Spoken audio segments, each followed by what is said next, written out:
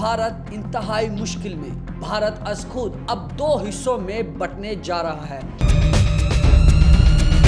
To nation theory जो कायदे आज़म मोहम्मद अली जिन्ना ने 1947 से पहले दी थी, आज वो पाया तकमील तक पहुंचती दिखाई दे रही है। भारत की जानिब से फॉल्स फ्लैग ऑपरेशन की जो एक ओछा हथकंडा अपनाया गया और उसमें नाकामी के बाद जिस तरीके से अब खालिस्तान तहरीक जो है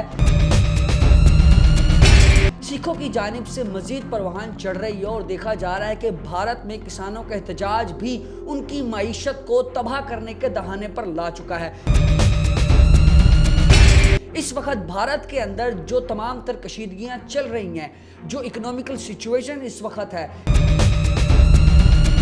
पाक भारत कशीदगी मजीद परवान चढ़ी है। इसके बाद जिस तरीके से इंपोर्ट एक्सपोर्ट का एक सिलसिला बंद कर दिया गया, खालिस्तान तहरीक ने मजीद हवा जो है वो तेज कर दी है बंटवारे की। ऐसे में अब भारत किस सिचुएशन में है, क्या कुछ भारत के साथ मजीद होने वाला है और क्या कुछ नरेंद्र मोदी को इन तमाम तर फसादात करने के बाद भुगतना पड़ेगा, इस तमाम तर हकाइक से पर्दा उठाने के लिए आज के पॉडकास्ट में हमने मदु की है सीनियर तज्ज़ियाकार मोहतशिम तरीन साहब को। सर, आपने भी इसको देखा अभी जिस तरीके से पाक भारत कशीदगी इस वक्त अरूज पर है। सबसे पहले मैं चाहूँगा कि हम जो इकोनॉमिकल सिचुएशंस हैं उनको डिस्कस करें।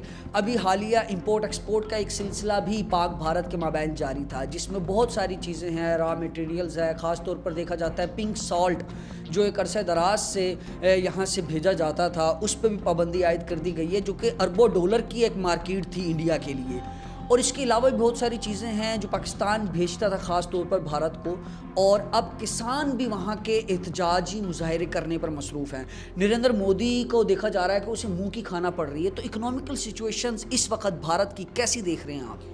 अच्छा, नहीं हारून साहब, ये आपका बड़ा इंपॉर्टेंट एलिमेंट है कि जी पूरी दुनिया में इस वक्त जो क्राइसिस हैं उसके लिए पूरी दुनिया, चाहे वो इस्टेब्लिश कंट्री से आप अमेरिका को देख लें, आप यूके को देख लें, कनाडा, जर्मनी, फ्रांस, जितने भी मुल्क आप देखते जाएं, उनके लिए सबसे बड़ा इशू इस वक्त इकनॉमिक है जी। और अपनी आवाम को ज़्यादा से ज़्यादा सहूलियात देना, ये उनके लिए पहली प्रायोरिटी यही है। इसके अलावा तो दूसरी कोई ऑप्शन है बचती नहीं है। तो इसके लिए सारा कुछ मूवमेंट्स कर रहे हैं और उसके लिए जो डेवलप कंट्रीज़ हैं वो पॉजिटिव अप्रोच यूज़ करते हैं, यानी कि अपनी इंडस्ट्री को ग्रो करते हैं, अपने हमसाया मुल्कों के साथ ताल्लुकात अच्छा रखते हैं, वहाँ पे एक्सपोर्ट बढ़ाते हैं। एक्सपोर्ट जब बढ़ेगी, इंडस्ट्री ग्रो करेगी, इंडस्ट्री ग्रो करेगी तो उनके पास इकॉनमी स्ट्रांग होगी, इकॉनमी स्ट्रांग होगी तो उनके जो पब्लिक है उनको रिलीफ मिलेगा, उनका परचेजिंग पावर बढ़ेगी, उनका जीडीपी बढ़ेगा। ये सारे फैक्टर्स इस्तेमाल होते हैं। जब हम इस फार्मूले को इंडिया पे अप्लाई करते हैं तो इसका डिफरेंट फार्मूला चलता है। इसमें याद है कि जी आप देख लेंगे कि जी मैक्सिमम 100-200 ख़ानदान, 300 ख़ानदान ऐसा है कि इसमें इंडिया का जो उसकी जो 70-80% जो वेल्थ है उस पर वो सांप बन के बैठ। इंडिया में ये है कि जी पब्लिक गरीब से गरीब तर होती जा रही है और वो मित्तल फैमिली और टाटा फैमिली और बाकी जितने भी हैं ये बिलियनियर्स से बिलियनियर्स होते जा रहे हैं। तो आवाम को रिलीफ दे नहीं सक रहे वो। अगर वो देते हैं तो वो जो बिग शॉट्स बैठे हुए हैं वो उनको गलत दबाते हैं कि ये क्या कर रहे हैं, हम कहाँ से कमाएंगे अगर हमने उस कमाने वाले पोर्शन में से हमने आवाम को डिस्ट्रीब्यूट कर दिया। तो वो जब वो आवाम को कुछ नहीं दे सक रहे तो फिर उन्होंने अटेंशन को डाइवर्ट करने के लिए फॉर द टाइम बीइंग इस तरह का वो एडवेंचर करते रहते हैं। पहले भी उन्होंने किए हुए हैं और उसको बाउंस बैक हुए हैं और उनको मुंह की खानी पड़ी है। इंटरनेशनल कम्युनिटी में भी उनको इसको रिस्पॉन्सिबल करार दिया गया कि आप ये खामखा का पंगा करते हैं। तो मैशत तो उनकी डिस्टर्ब हो रही है। पाकिस्तान के लिए उनकी मैशत के लिए आप कह लें कि सोने की चिड़िया है। दुनिया की जो इकोनॉमिक फैक्टर्स है उस पर कंट्रीज फोकस करते हैं कि हमारी एक्सपोर्ट और इंपोर्ट का बैलेंस कैसे रखना। एक्सपोर्ट जितनी ज़्यादा होगी उतना ज़्यादा मुल्क खुशहाल होगा। इंपोर्ट में तो आपको डॉलर देना पड़ता है, एक्सपोर्ट में आपके पास डॉलर आ रहा होता है। जैसे आपने पिंक सॉल्ट की आपका चावल है, कर्नल बनास्पति है, उसके लिए भी वो इंटरनेशनल मार्केट में उसको मुंह की खानी पड़ी है कि वो अपने नाम से कर्नल बनास्पति रजिस्टर्ड करवाना चाह रहा था तो वो केस वहाँ से हार गया वो। तो वो जब हमने बैरियर लगाया है इकोनॉमिक का तो उसको तो $मिलियन का नुकसान हो रहा है। और उसके लिए हमारे पास क्या डेफिसिट हो रहा है जी, हमारे साथ डेफिसिट وہ کیلکولیٹ کر رہا تھا کہ ایگری ان کی بالکل ڈسٹرب ہوئی پڑی ہے، لیکن جب سے یہاں پہ آرمی چیف صاحب کا جو ویژن تھا GPI پروجیکٹ، جی گرین پاکستان انیشیٹو کے لیے، تو وہ آپ دیکھیں نا کہ جی ہزاروں ایکڑ جو ہے نا جی وہ زمین جو ہے نا جی وہ انہوں نے ابھی کلٹیویشن کر دی ہے، نہریں نکل رہی ہیں، اور وہ اس کے لیے جو یہاں کا جو فارمر ہے وہ اگریسو ہوا پڑا ہے، وہ بھی اگریسو ہوا پڑا ہے، اور جو انڈسٹری ہے ایگریکلچر کے ساتھ وہ ریوائیو ہو رہی ہے. آپ اس کے ساتھ دیکھ لیں ایگریکلچر انڈسٹری کے ساتھ آپ دیکھ لیں پیسٹیسائڈز ریوائیو ہو رہی ہے، فرٹیلائزر ریوائیو ہو رہی ہے، سیڈ کی انڈسٹری ریوائیو ہو رہی ہے. تو ابھی ہمیں تو کوئی پرابلم نہیں ہے، اگر ہم انڈیا سے کوئی چیز نہیں منگواتے تو ہمیں کوئی پرابلم نہیں ہے، بھوکے نہیں مر رہے. الحمدللہ ہم اتنے ابھی سفیشینٹ ہو چکے ہوئے ہیں کہ جی ہمیں کوئی ایسا نہیں ہے. اگر تھوڑا بہت کوئی 2-4 مہینے کا 6 مہینے کا ٹف ٹائم بیئر کرنا بھی پڑتا ہے تو we are ready for that. مطلب یہ وہ انڈیا اگر یہ کہے گا جی میں آلو نہیں بھیجوں گا، پیاز نہیں بھیجوں گا، ٹماٹر نہیں بھیجوں گا، تو یہ کیا کریں گے، یہ روز جائیں گے سڑکوں پہ آ جائیں گے، تو یہ اس کی خام خیالی ہے. اکنامکلی اگر ہم کمپیریٹیولی انالیسس کریں تو اس کو تو لاکھوں ڈالر کا نقصان ہو رہا ہے کہ جی اس کی ٹریڈ بند ہو رہی ہے. پاکستان کو اتنا نقصان نہیں ہے، یہ تو کلیئر کٹ ہے. اس کو سمجھ جانا چاہیے کہ جی میں ہمسایہ کے ساتھ اگر اکنامک بیس پہ میں بات کروں گا تو مجھے ایکوالٹی پہ بات کرنی چاہیے. مجھے ڈالر مل رہے ہیں نا تو میں اس کے لیے پھٹا کروں، بے وقوفی ہے نا یہ اس کی. تو یہ والا اس کا فیکٹر تو وہ تو محتی شمس صاحب اب جس طریقے سے ان کی اپنی معیشت بھوکی ننگی ہوئی پڑی ہے، اور یہ پھر جو اوچھے ہتھ کنڈے اپنا رہے ہیں، اور بھارتی میڈیا خاص طور پر بہت زیادہ شور و واویلا مچا رہا ہے جنگ کا، اسٹرائک کرنے کا، تو پھر یہ محض صرف لالی پاپ ہے ان کی طرف سے. یہ لالی پاپ جیسے میں نے بتایا نا کہ یہ بیسیکلی پبلک کی اٹینشن، پبلک کو جب آپ ڈلیور نہیں کریں تو پھر پبلک کا آپ نے سمپتھیز تو لے نہیں سکتے. جب ڈلیور کریں گے تو لیں گے، تو پھر آپ کو کیا کرنا پڑتا ہے، پھر آپ کو اس طرح کے کارڈز پلے کرنے پڑتے ہیں کہ دیکھیں جی ہمارے ساتھ یہ ہو رہا ہے، جی ہمارے ساتھ دشمن ملک ہے، یہ کر رہا ہے، وہ کر. پھر دشمن ملک ہے، پھر آپ اس کے ساتھ ٹریڈ کس حساب سے کر رہے ہیں، پھر آپ نے اس کے ساتھ معاہدے کس لیے کیے ہوئے ہیں. دشمن کے ساتھ تو کوئی معاہدے نہیں کیے جاتے. تو وہ بیسیکلی عوام کو وہ لالی پاپ دینے کے لیے جاتا ہے. اس کے پیچھے نا یہ 3-4 تھیوریز چل رہی ہیں جی. ابھی پبلک کو کنفیوژن ہے کہ یہ 3 تھیوریز میں سے کون سی تھیوری ٹھیک ہے. ایک تھیوری یہ دی جا رہی ہے کہ جی کوئی بہار میں الیکشن ہو رہے ہیں جی، اور اس انسیڈنٹ کے بعد، پہلگام والے انسیڈنٹ کے بعد مودی صاحب وہاں گئے، پورے ہندوستان میں سے کسی جگہ انہوں نے ریلی نہیں نکالی، انہوں نے بہار جا کے ریلی نکالی جہاں پہ الیکشن ہونے. ٹھیک ہے. ابھی کچھ لوگوں کی آپ ماننا یہ ہے کہ یہ بہار میں الیکشن ہو رہے ہیں جس کی بیس پہ یہ سارا ایڈونچر کیا گیا. کچھ لوگوں کا ماننا جو ہے نا جی وہ یہ ہے کہ اپنی پولیٹیکل اسٹیبلٹی کے لیے، کیونکہ جی وہاں پہ کانگریس، راہل گاندھی بڑا اسٹرانگ جی اس کے لیے پروٹیسٹنٹ ہے، وہ کر رہا ہے. اور پانی کا ایشو تھا، ایگریکلچر ان کی کولیپس ہونے جا رہی ہے پانی کے لیے جی. اس کی وجہ سے یہ اپنے سنتاز معاہدہ دیکھیں نا، کسی چیپٹر کو نہیں چھیڑا. سنتاز معاہدے کو جا کے انہوں نے ہٹ کیا کہ جی ہم یہ وائلیشن اس کو بلاک کر رہے ہیں، پانی نہیں دیں گے.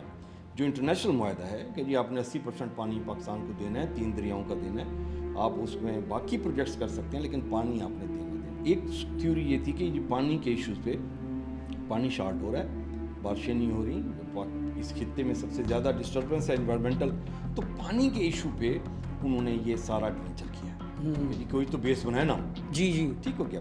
تیسری جو فیز تھی فلاسفیز لوگوں میں ڈسکس ہو رہی ہے اور وہ کم ڈسکس ہو رہی ہے، وہ ہے ہندو اور مسلم کے. جو ہندو انتہا پسند ہیں انہوں نے اتنا پریشر بلڈ کیا ہوا ہے مودی کے اوپر کہ جی اگر ہم اب بھی ہندوؤں کو جو ریلیجیس جو چیزیں ہیں اس کو اگر ہم پروٹیکٹ نہیں کر سکتے اور مسلمانوں کو ہم کٹ ٹو سائز نہیں کر سکتے پھر کب کریں گے. مودی کی جو ہسٹری ہے گجرات والی، وچر آف دی گجرات، اس کو امریکن نے اس کو خطاب دیا ہوا تھا کہ یہ کسائی ہے. وہ پیرامیٹرز اتنا امپورٹنٹ ہے کہ جی وہ جو آپ نے اپنے انٹرو میں بھی کہا تھا ڈومینیشن تھیوریز کا، ابھی تک جو میں اس کیس کو اسٹڈی کر چکا ہوں اس میں جو میجورٹی جو تھنک ٹینکس ہیں وہ اس فلسفے کو سیکنڈ کر رہے ہیں. وہ کہتے ہیں نہ بہار کا الیکشن امپورٹنٹ ہے نہ پانی کا مسئلہ امپورٹنٹ ہے. انتہا پسند جو ہندو ہے وہ اتنا اسٹرانگ ہے وہاں پہ، ہر ملک میں ہوتے ہیں. تب یہاں پہ بھی ہم اکثر کہتے ہیں سر اللہ پاک کا بھی قرآن میں واضح فرمان ہے کہ جو یہ کافر ہیں یہ ناسمجھ ہیں. ایگزیکٹلی. تو وہ انتہا پسندی جیسے میں کہہ رہا تھا کہ ہر مذہب میں تھوڑا بہت فیکٹرز ہوتے ہیں. مطلب ہمارے یہاں بھی یہاں پہ بہت سارے فقے بیس پہ جو ہیں وہ ایک دوسرے کے ساتھ لڑتے ہیں، لیکن وہ بڑا کم فیکٹرز ہیں. آپ کرسچینٹی میں دیکھ لیں، وہاں پہ بھی ایک انتہا پسند ہیں، ایک ماڈریٹ ہیں. آپ ایون کے جیوز میں بھی دیکھ لیں، وہاں پہ بھی آپ کو انتہا پسند نظر آتے ہیں، ایک ماڈریٹ نظر آتے ہیں. لیکن وہ جو انتہا پسند کی فگر ہوتی ہے وہ بہت نامنل سی ہوتی ہے. انڈیا میں انتہا پسندی بڑی اسٹرانگ ہوتی جا رہی ہے گریجولی، اور خصوصاً اس مودی کے 2 ٹینیور میں بڑی اسٹرانگ ہو رہی ہے. اس کو ایڈریس کیا ہے، میں کہتا ہوں کہ یہ پوری دنیا کو جو راج ببر نے اسمبلی میں تقریر کی ہے نا، وہ سننے والی ہے. اور اس میں مودی بیٹھا ہوا ہے اور وہ کہتے ہیں کہ جی ہم نے وہ انڈیا دیکھا ہے، ہم نے اپنے بچپن سے لے کر جوانی اور اب بڑھاپے میں چلے گئے ہوئے ہیں، ہم نے وہ انڈیا دیکھا ہے کہ جب گنگا سے کوئی ہندو نکلتا تھا تو وہ مسلمان کو السلام علیکم مولانا صاحب کہتا تھا، ہندو. اور جب کوئی مسلمان مسجد سے نکلتا تھا یا درگاہ سے نکلتا تھا، کسی اجمیر شریف کے وہاں سے بھی کوئی ہندو بہت سارے جاتے ہیں وہاں پہ، تو وہاں پہ جب کسی ہندو کو ملتا تھا تو اس کو رام رام کہتا تھا. مطلب اتنا ایک دوسرے کا ایکسیپٹنس لیول زیادہ تھا. ٹھیک، یہ وہ میرے خیال میں بات کر رہا ہوگا 70 سال پہلے، 100 سال پہلے، 150 سال پہلے کی بات کر رہا ہوگا. وہ کہتے ہیں ہم نے وہ انڈیا دیکھا ہے. آپ لوگ کہتے ہیں کہ جی ہم انڈیا کو اسٹرانگ کرنا چاہتے ہیں، تو انڈیا کو اسٹرانگ آپ اس وقت تک نہیں کر سکتے جب تک آپ دوسری جو قومیں، جو مذاہب یہاں اپنی کمیونٹی میں ہم آہنگی نہیں جب تک لا سکتے. آپ کی سکسیس میں کنٹریبیوشن ہے مسلمانوں کا.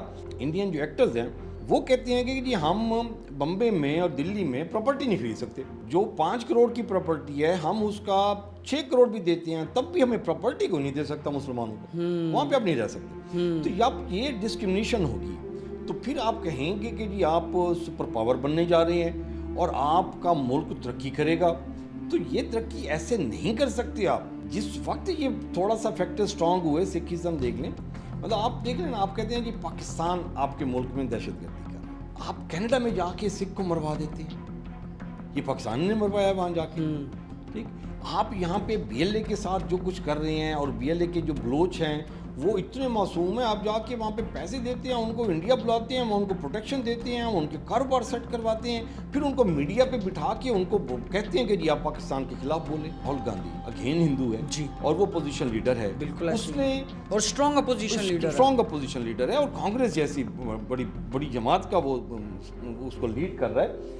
تو وہ کہتا ہے کہ یہ آپ کا سیکیورٹی فیلئر ہے. اتنا زیادہ ڈسٹینس ہے آپ کا پاکستان بارڈر کے ساتھ پہلگام. بالکل ایسے ہی کیسے ممکن ہے کہ یہ 3 بندے یہاں سے پاکستان بارڈر کراس کر کے گئے ہیں، اور وہ 400 کلومیٹر کا ایریا بھی کر گئے، 7 لاکھ فوج کو بھی کراس کر گئے، 390 چیک پوسٹیں ہیں وہ بھی کراس کر کے گئے، اور پہلگام جا کے انہوں نے مطلب فائرنگ کی، ٹیررسٹ اس کو جو ٹورسٹ تھے ان کو مارا. تو وہ آپ نے صرف اور صرف وہاں فوج رکھی ہوئی ہے جو نہتے کشمیری ہیں ان کو مارنے کے لیے، ان پہ ظلم کرنے کے لیے. آپ اس کو دیکھیں نا کہ 3 اینگل میں آپ دیکھیں.